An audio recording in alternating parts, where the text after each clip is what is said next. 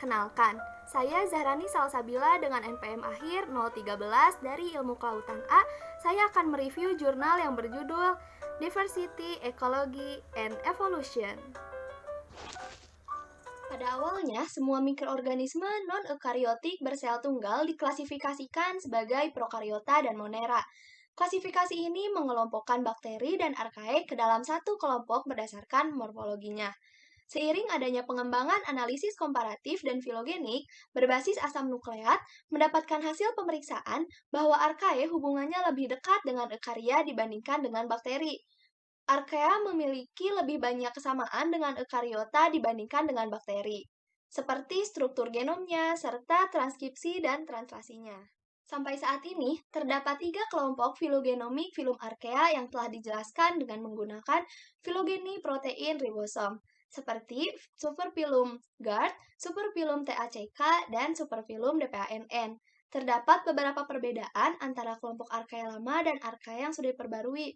Seperti terlihat pada gambar di samping ini, yang kanan merupakan kelompok Archaea yang sudah diperbarui, sedangkan yang kiri adalah kelompok Archaea yang belum diperbarui. Untuk superfilum DPANN sendiri, antara yang belum diperbarui dan yang sudah diperbarui ini masih tetap sama.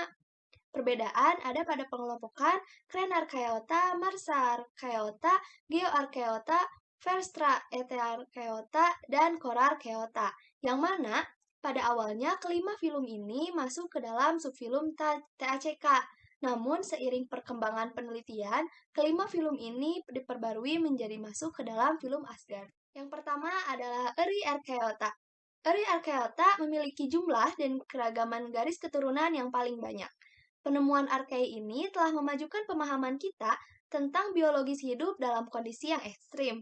Contohnya adalah spesies Methanophyri yang telah terbukti dapat mempertahankan pertumbuhan pada suhu 122 derajat Celcius dan tekanan tinggi, yaitu 20 MPa. Selain kemampuan untuk memetabolisme metana, penelitian terbaru juga menunjukkan bahwa beberapa Euryarchaeota juga dapat mendegradasi hidrokarbon lainnya. Hal ini menunjukkan bahwa mikroba ini memiliki peran yang jauh lebih bervariasi dalam biogeokimia daripada yang telah kita perkirakan sebelumnya. Nah, selanjutnya dibahas juga mengenai peran ekologi di DPANN Archaea. Archaea yang termasuk ke dalam superfilum DPANN ini sebelumnya diabaikan oleh survei keragaman, hingga pada akhirnya mereka secara kebetulan diamati dalam kultur E. hospitalis dan rekonstruksi genom dari sampel alami. Setelah pertama kali diidentifikasi, diperkirakan bahwa mereka hanya terbatas pada lingkungan asam dan hidrotermal yang ekstrim. Namun, kita sekarang tahu bahwa mereka tersebar luas di alam. Kehadiran DPANN di lingkungan yang beragam menunjukkan bahwa mereka memainkan peran ekologis penting yang baru mulai direalisasikan. Tidak lupa, dibahas juga mengenai TACK superfilum. Crenarchaeota thermophilic dan acidophilic adalah salah satu archaea yang paling mudah dibudidayakan, menjadikan filum ini sebagai salah satu yang paling banyak dipelajari hingga saat ini. Banyak Crenarchaea adalah heterotrof anaerobik, memanfaatkan protein dan gula. Sementara yang lain adalah chemolito-autotrof, siklus belerang. Crenarchaeotes yang paling banyak dipelajari adalah Sulfolobus spp. Sedangkan untuk Taumarchaeota, pada awalnya mereka dianggap sebagai anggota Crenarchaeota. Namun, analisis filogenomik mengungkapkan bahwa mereka membentuk filum yang berbeda bernama Taumarchaeota. Dan yang terakhir adalah Asgard superfilum. Sejauh ini, berdasarkan analisis metagenomik komunitas dari sedimen di mana Asgard telah diidentifikasi. Mereka adalah populasi dengan kelimpahan rendah, yaitu kurang dari 1%.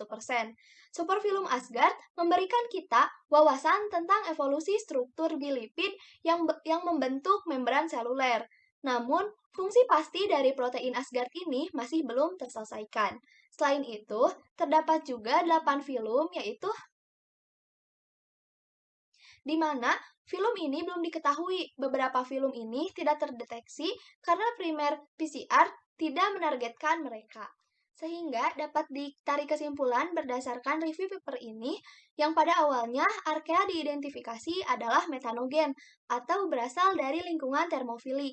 Akibatnya, pemahaman kita tentang peran metabolisme Archaea hanya terbatas pada produksi metana atau metanogenesis dan respirasi belerang. Baru-baru ini, sebuah metode telah diusulkan untuk menggabungkan filogenomik dengan taksonomi secara kuantitatif yang disebut dengan Genome Taxonomy Database atau GTDB, yang memungkinkan penempatan genom baru ke dalam struktur taksonomi. Dan sampai saat ini terdapat 3 kelompok filogenomik filum Archaea, yaitu DPANN, TACK, dan Asgard.